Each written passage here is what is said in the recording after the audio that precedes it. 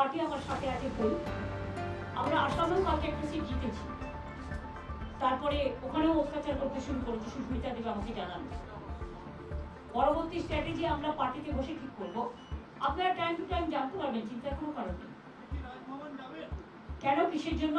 আমরা তো হারিয়ে নিয়ে যাবো, হারলে আমি যদি শপথ দিতে যেতাম তাহলে আমি রেজিগনেশনটা করতাম। এখন তো কোয়েশ্চেন ডাজন্ট অ্যারাইজ।